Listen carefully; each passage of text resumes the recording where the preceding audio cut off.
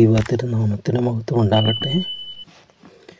ദൈവത്തിൻ്റെ കരുണയാലും കൃപയാലും ഒരു ദിവസം കൂടെ ദൈവം നമ്മുടെ ജീവിതത്തിൽ ദാനമായി തന്നു. അനുതാപത്തിൻ്റെ സങ്കീർത്തനം നാം ചിന്തിക്കുകയുണ്ടായി. 51-ാമത്തെ സങ്കീർത്തനം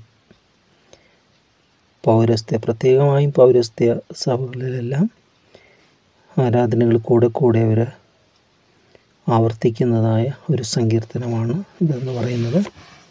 ഇതൊരു മനുഷ്യൻ്റെയും അനുതാപമുള്ള ഹൃദയത്തിലേക്കുള്ള ചൂണ്ടുവരലാണ്.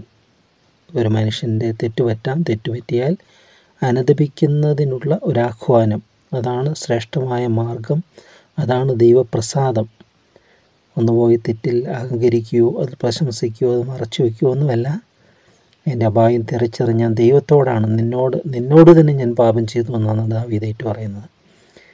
മനുഷ്യർക്ക് അതിൻ്റെ പ്രത്യാഘാതങ്ങൾ ഉണ്ടായെങ്കിലും ആത്യന്തികമായി ദൈവത്തോടാണ് ഞാൻ തെറ്റ് ചെയ്തത് എന്നുള്ള ബോധ്യത്തിൽ ആ ദൈവം തന്നെ ക്ഷമിക്കുന്നവനാണ്. അനുദപിക്കുന്നതിന് മുമ്പാകെ തൻ്റെ ശ്രീമണ്ഡാരത്തിൻ്റെ വാതിൽ തുറക്കുന്നുവെന്ന് ഒരു പ്രാർത്ഥനയുണ്ട്. ആ ദൈവത്തിൻ്റെ കരുണയുടെ മുമ്പാകെ തന്നെ അർപ്പിച്ച് പ്രാർത്ഥിക്കുന്ന ഒരു പ്രാർത്ഥനയാണ് 51-ാം സങ്കീർത്തനം എന്ന് പറയുന്നത്. അത് തൻ്റെ ജീവിതത്തിൽ തെറ്റുകളെല്ലാം ക്ഷമിച്ച് അതിൻ്റെ പെർഫെക്ഷനിലേക്ക് വരുമ്പോൾ ദാവീദ് ഒരു സമർപ്പണം ചെയ്യുക. അപ്പോൾ ഞാൻ അതിക്രമക്കാരോട് നിൻ്റെ വഴി പഠിപ്പിക്കുമെന്ന്. സേവ് അതേഴ്സ് എന്ന് പറയും. സേവ് അവർ സോൾസ് എന്ന് SOS സന്ദേശം എന്നൊക്കെ പറയും. എൻ്റെ മറ്റൊരു വെർഷനാണ് സേവ് അവർ സോൾസ്, ഞങ്ങളെ രക്ഷിക്കണമേ എന്ന് അടിയന്തര സന്ദേശങ്ങളൊക്കെ അയക്കുന്നത്. അതിൻ്റെ ഷോർട്ട് ഫോമാണ് SOS സന്ദേശം എന്നൊക്കെ പറയുന്നത്. ഏതെങ്കിലും അപായത്തിൽ അകപ്പെട്ടാൽ അതിൽ SOS സന്ദേശം അയക്കുക എന്ന് പറയുമല്ലോ. ഞങ്ങളെ രക്ഷിക്കണമേ എന്ന് പറഞ്ഞ് എവിടെയെങ്കിലും അകപ്പെട്ട സ്ഥലത്തു നിന്നും അയക്കുന്ന റേഡിയോ സന്ദേശങ്ങളും അങ്ങനെ ഇതുണ്ട്, പ്രത്യേക ഇതിലുണ്ട്, അർജൻറ്റ് മെസ്സേജസ്. അങ്ങനെ രക്ഷ പ്രാപിച്ചു കഴിഞ്ഞാൽ അടുത്ത പടി എന്ന് പറയും സേവ് അതേഴ്സാണ്. മറ്റുള്ളവരെ രക്ഷിക്കാനാണ് നാം രക്ഷപ്പെട്ടത്. എൻ്റെ രക്ഷ മറ്റുള്ളവർക്ക് അനുഗ്രഹമായി തീരണമെന്നുള്ളതാണ്. എന്നാൽ ഈ സങ്കീർത്തനത്തോട് അടുത്ത് വരുന്ന 52-ാമത്തെ സങ്കീർത്തനം, അവിടെ ഇതിന് നേരെ വിപരീതമായിട്ട്, എന്നാൽ അങ്ങനെ ചെയ്യാത്തൊരു മനുഷ്യൻ്റെ അവസ്ഥ എന്തായിരിക്കാം, ദുഷ്ട മനുഷ്യന് വരുന്നതായ പ്രതിഫലം, അവന് വരുന്നതായ അന്ത്യം, അതിനെക്കുറിച്ചാണ് അവിടെ പറയുന്നത്. അതിൻ്റെ ഹെഡിങ് തന്നെ സംഗീത പ്രമാണിക്ക് ദാവീദിൻ്റെ ഒരു ധ്യാനം. ഏദോമിനായ ദോവേക്ക് ചെന്ന ശൗലിനോട് ദാവീദ് അഹീമേലെക്കിൻ്റെ വീട്ടിൽ വന്നിരുന്നു എന്ന് അറിയിച്ചപ്പോൾ ചമച്ചതെന്ന് പറയുകയാണ്. ഇവിടെ ഓരോ സങ്കീർത്തനത്തെക്കുറിച്ചും ഓരോ സങ്കീർത്തനം ശ്രദ്ധിച്ചാൽ ടു എ ചീഫ് മ്യൂസീഷ്യൻ ഒരു ലക്ഷ്യമുണ്ട് ഈ പ്രാർത്ഥനകൾക്കെല്ലാം. നമ്മൾ ചിന്തിക്കുക, നമ്മൾ ചൊല്ലുന്ന അനേകർ പ്രാർത്ഥിക്കും, എന്താ പ്രാർത്ഥിക്കുന്ന ആരോട് അറിയത്തില്ല. ജൽപ്പനങ്ങളാണ് പലതും. പല ആവർത്തിട്ടാൽ ഉത്തരം ലഭിക്കുമെന്ന് അന്നേരം പഠിപ്പിക്കുന്നുണ്ട്. വിശ്വാസികൾ ഉത്തുംഗസ്ഥയിൽ നിൽക്കുന്നവരെന്ന് പറയുന്നത് പോലും ഇത്ര പ്രാവശ്യം ചൊല്ലിയാൽ ഫലം കിട്ടും, ഇത്ര പ്രാവശ്യം ചൊല്ലി ഒരിക്കലും ഫലം കിട്ടാതെ പോകില്ല. ഇന്നിങ്ങനെയുള്ള തെറ്റായ പഠിപ്പിക്കലുകൾ, തെറ്റായ ലക്ഷ്യങ്ങൾ, ദൈവത്തെ തെറ്റായിട്ടാണ് വിചാരിച്ചിരിക്കുന്നത്. ആവർത്തനം കൂടിയാൽ ദൈവം അംഗീകരിക്കുമെന്ന് വിചാരിക്കുന്നതല്ല. ആവശ്യമാണ് ദൈവം നോക്കുന്നത്, ഹൃദയമാണ് ദൈവം നോക്കുന്നത്. അതിന് നമ്മൾ അർഹരാണോ, നമ്മളതിന് ആവശ്യമുണ്ടോ, അത് അനുവദനീയമാണോ, ഇപ്പോൾ അത് വേണമോ, അതൊക്കെയാണ് ദൈവം പരിശോധിക്കുക, ഹൃദയങ്ങളെ പരിശോധിക്കുന്ന ദൈവം. അപ്പോൾ നമ്മുടെ പ്രാർത്ഥന നിർമ്മലമായിരിക്കണം. ദാവീദ് പറയുന്നതാണ്, എൻ്റെ പ്രാർത്ഥന നിർമ്മലമത്രേ. നിർമ്മലമായ അതിരങ്ങളുള്ള പ്രാർത്ഥന, സത്യസന്ധതയോടുള്ള പ്രാർത്ഥന, അപേക്ഷകൾ, അതൊക്കെ ദൈവസന്നിധിയിൽ അംഗീകരിക്കപ്പെടും. ഇവിടെ അപ്പോൾ ഒരു ലക്ഷ്യമുണ്ട്. ചീഫ് മ്യൂസീഷ്യൻ സംഗീത പ്രമാണിക്ക് ഉള്ളതാണ്, ഓരോ ലക്ഷ്യത്തോടെ പ്രാർത്ഥിക്കുകയാണ്. ഇവിടെ ഈ ദോവേഗ് എന്ന് പറയുന്നത് ഈ ദാവീദ് ശൗലിനെ ഭയന്ന് നോബിൽ ചെന്ന് അവിടുത്തെ പുരോഹിതന്മാർ അവിടെ ചെന്ന് അഭയം പ്രാപിക്കുകയാണ്. അഭയം പ്രാപിച്ച് അവർ അവന് ആഹാരവും ആയുധവും ഒക്കെ കൊടുക്കുകയാണ് നോബിലെ പുരോഹിതന്മാർ. ഇത് ദോവേഗ് എന്ന് പറയുന്നത് കണ്ടിട്ട് ഇത് ശൗലിനോട് ചെന്ന് വിവരം അറിയിക്കുക, ഇങ്ങനെ ദാവീദ് ഇവിടെ വന്നിട്ടുണ്ടായിരുന്നു, അവനെ ഇങ്ങനെ സഹായിച്ചു വരുന്നൊക്കെ പറഞ്ഞുകൊണ്ട്. അപ്പോൾ ശൗലിൻ്റെ ഭടന്മാരൊക്കെ വന്നപ്പോൾ അവിടെ ഇല്ല, ദാവീദ് അവിടെ നിന്ന് രക്ഷപ്പെട്ടപ്പോഴത്തേക്ക് അതിന് പ്രതികാരമായിട്ട് ദാവീദിനെ കിട്ടാത്തതുകൊണ്ട് ശൗലിൻ്റെ ഭടന്മാരെ കൊണ്ട് ശൗൽ എന്ത് ചെയ്യുകയാണ്, അവിടെ 85 പുരോഹിതന്മാരെയാണ് അവരെയും കളത്രാദികൾ എല്ലാവരെയും എല്ലാം നിർമൂലമാക്കുകയാണ് ചെയ്യുന്നത് ദോവക്ക്. പക്ഷേ ഈ ദോഗിൻ്റെ അവസാനം ഭയങ്കരമായിരുന്നെന്നാണ് പറയുന്നത്. അപ്പോൾ എന്നിട്ട് അവിടെ തുടങ്ങുന്നതാണ്, വീര നീ ദുഷ്ടതയിൽ പ്രശംസിക്കുന്നതെന്ത്, ദൈവത്തിൻ്റെ ദയ നിരന്തരമാകുന്നു. ദൈവത്തിൻ്റെ ദയയുണ്ട്, പക്ഷേ ഇവിടെ ദുഷ്ടതയിൽ പ്രശംസിക്കുന്നവർ, വലിയ വീരപരാക്രമശാലികളെ പോലെ അവർ വലിയ ദുഷ്ടതയൊക്കെ ചെയ്തിട്ട് അതിൽ പ്രശംസിക്കുന്നവരാണ്. അത് ചെയ്തു, ഇത് ചെയ്തു. എന്നാൽ ദൈവദൃഷ്ടിയിൽ അത് നിന്ദ്യമാണ്, അത് ഹീനമാണത്. എന്നിട്ട് അവിടെ പറയാണ്, ചതിവ് ചെയ്യുന്നവനെ മൂർച്ചയുള്ള ക്ഷൗരക്കത്തി പോലെ നിന്റെ നാവ് ദുഷ്ടത വകഞ്ഞുണ്ടാക്കുന്നു. ലൈക്ക് എ റൈസർ, ഒരു ദുഷ്ടത വകഞ്ഞിങ്ങനെ ഉണ്ടാക്കുകയാണ്. അതായത് ചതിവ് ചെയ്യുന്നവനെ, അതായത് ദുഷ്ടതയുള്ള നാവാന്ന് പറയും. ചിലരുണ്ടല്ലോ അവരുടെ വായെടുത്ത് അവർ അടി ഉണ്ടാക്കും, മറ്റുള്ളവർക്ക് കലഹിപ്പിക്കും, സമൂഹത്തിൽ പ്രശ്നം ഉണ്ടാക്കും. നാവ് ഭയങ്കര ചെറിയ അവയെങ്കിലും വളരെ വലിയ കാട് കത്തിക്കുന്ന പോലെ പ്രശ്നം ഉണ്ടാക്കുന്ന ചിലങ്ങനെ നാവ് അതിനുവേണ്ടി തന്നെ ഉപയോഗിക്കുന്നതാണ്. ദൂഷണം പറയാനും ദൂഷിക്കുവാനും കുറ്റം പറയാനും ഏഷണി പറയാനും എല്ലാം നാവ്. അതറിയത്തില്ല, അത് ഭയങ്കര മാഴകമേറിയ മൂർച്ചയുള്ള വിഷമാണത്, ഭയങ്കര ക്ഷൗരക്കത്തി പോലെ. എന്നിട്ട് ഓർമ്മ, നീ നന്മയേക്കാൾ തിന്മയും നീതിയെ സംസാരിക്കുന്നതിൻ്റെ വ്യാജത്തെയും ഇഷ്ടപ്പെട്ടു. നന്മയല്ല തിന്മയാണ് ഇഷ്ടപ്പെടുന്നത്, നീതിയേക്കാൾ വ്യാജത്തെ ഇഷ്ടപ്പെടുന്നത്.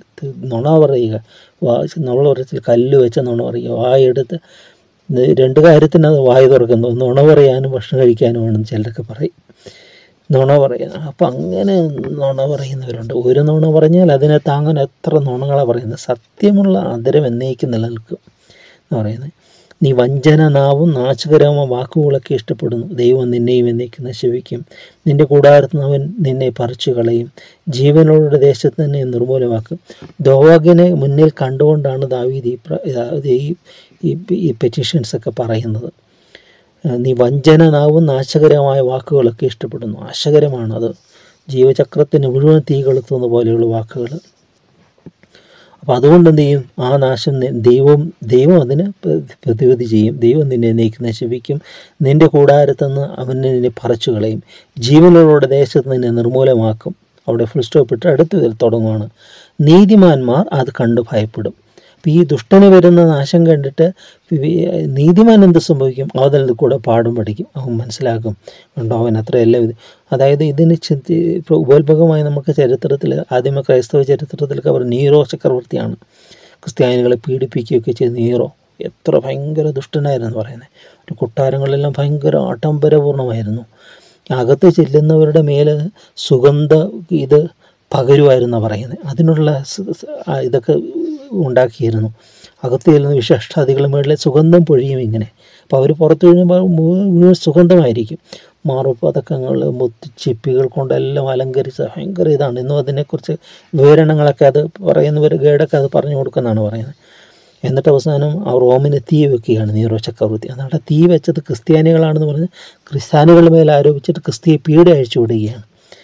അതാണ്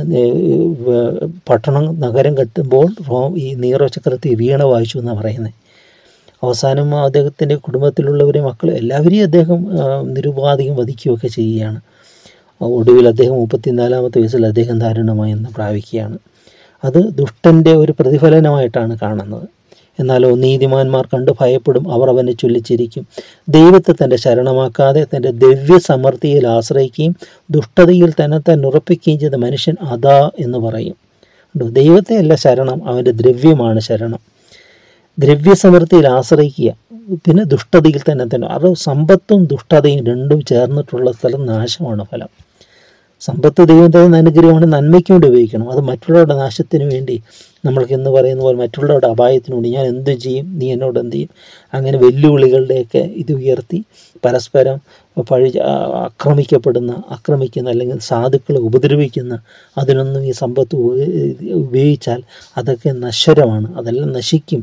അത് മറ്റുള്ളവർക്ക് മുമ്പിൽ തന്നെ ദൈവം അത് പാഠമാക്കി കൊടുക്കും. ആ മനുഷ്യൻ അതാ എന്ന് പറയും. ഇത് യൂദാസിനോട് ചേർത്ത് ഇത് പറയാറുണ്ട്. ഇതിൽ ആ മനുഷ്യൻ ഇതാ എന്ന് പറയുന്നത്, ചെയ്ത മനുഷ്യൻ അതാ എന്ന് പറയും.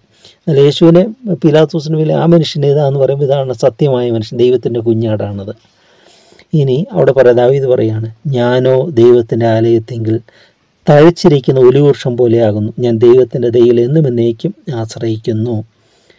നീ അത് ചെയ്തിരിക്കൊണ്ട് ഞാൻ നിനക്ക് എന്നും സ്തോത്രം ചെയ്യും. ഞാൻ നിൻ്റെ നാമത്തിൽ പ്രത്യാശ വയ്ക്കും. നിൻ്റെ ഭക്തന്മാരുടെ മുമ്പാകെ അത് നല്ലതല്ലോ. ദാവീദ് നിന്ന് പാഠം പഠിച്ചിട്ട്, കാരണം നീതിമാന്മാർ പാഠം പഠിച്ചിട്ട് ദാവീദ് പറയുക, ഞാനോ ദൈവത്തിൻ്റെ ആലയത്തിൽ തഴച്ചിരിക്കുന്ന ഒലിവൃക്ഷം പോലെയാണ്. ഒലിവൃക്ഷത്തിൻ്റെ ഒരു പ്രത്യേകത, ഈ മഞ്ഞുവീഴ്ചയുള്ള സമയത്ത് ഇതിൻ്റെ ഇല പൊഴിയത്തില്ലെന്ന് പറയുന്നത് ഒലിവൃക്ഷത്തിൻ്റെ. മറ്റുള്ളതെല്ലാം വൃക്ഷങ്ങളെല്ലാം ഈ ചില ദേശങ്ങളൊക്കെ നമുക്ക് കാണാം എല്ലാം ഇല പൊഴിയും. എന്നിട്ട് പിന്നെ ആ ഇല പൊഴിയുന്ന കാലഘട്ടം വരുമ്പോഴത്തേക്ക് അതിൻ്റെ കളറൊക്കെ ഇങ്ങോട്ട് മാറും. നല്ല രസമാണ്, കളറൊക്കെ കാണാനൊക്കെ നല്ല രസമാണ്. പക്ഷേ അത് കഴിഞ്ഞിട്ട് എല്ലാം ഉണങ്ങി നിൽക്കും.